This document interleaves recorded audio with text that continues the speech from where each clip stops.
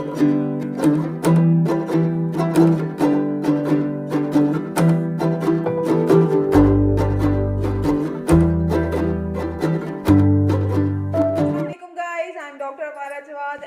and MD from Latin America. Today's topic of discussion is about pharmacological effects of parasympathomimetic drugs or acetylcholine drugs or muscarinic agonistic drugs.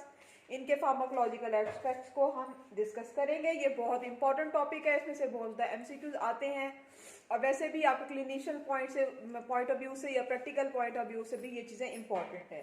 अच्छा जी, देखते हैं इसके pharmacological effects को।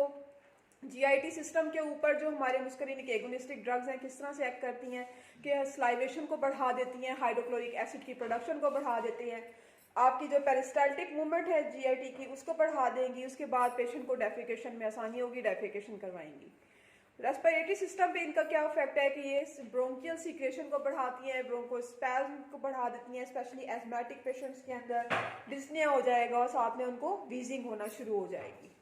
Urinary system पे इसका क्या effect है कि ये मैच्योरेशन में हेल्प करती हैं। जेनिटल सिस्टम में मेल साइड पे अगर देखें, फीमेल साइड पे अलग एस्पेक्ट्स हैं इसके। मेल जेनिटल सिस्टम में ये इरेक्शन का काम करती हैं और फीमेल जेनिटल सिस्टम में ये यूट्रस को कॉन्ट्रैक्ट करवा देती हैं। यूट्राइन कॉन्ट्रैक्शन में इनका हाथ ज़्यादा है।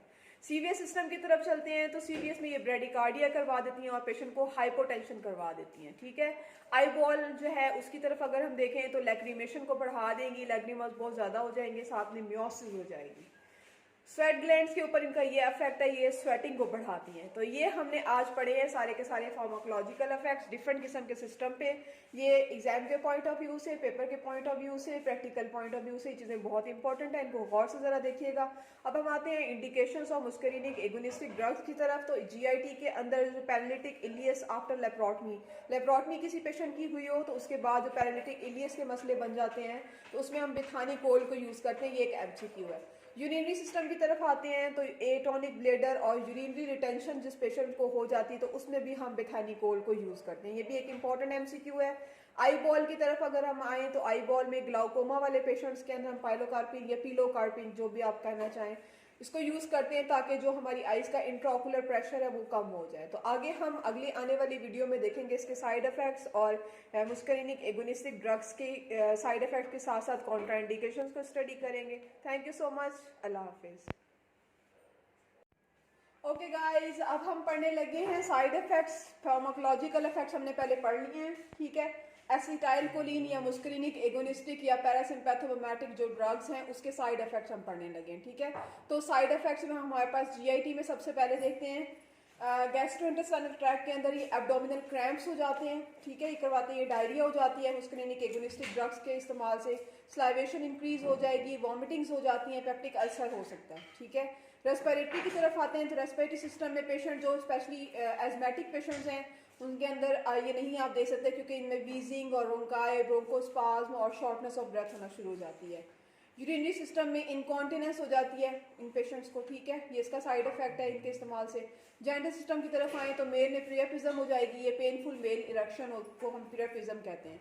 फीमेल साइड पे अगर आते हैं तो जेनिटल सिस्टम में अबॉर्टिफिशिएंट होते हैं ये मुस्करीनिक एगोनिस्टिक ड्रग्स, तो ग्रेविड यूट्रस में आप ये नहीं दे सकते।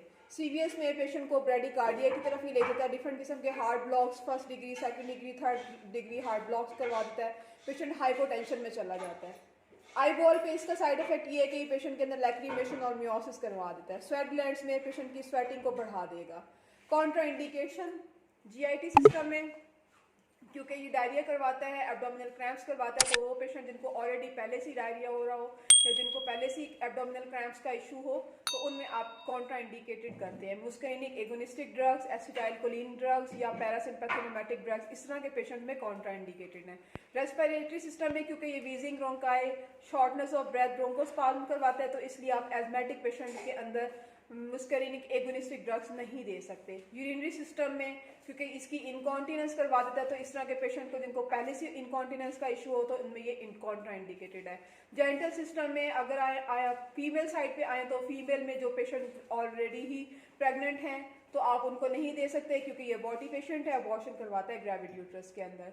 सीवीएस में वो पेशेंट जिनको ब्रेडिकार्डिया है, जिनको पहले से ही हार्ट ब्लॉक का इशू है या कोई हाइपोटेंशन वाले मसले चल रहे हैं तो उन पेशेंट्स के अंदर ये कॉन्ट्राइंडिकेटेड है।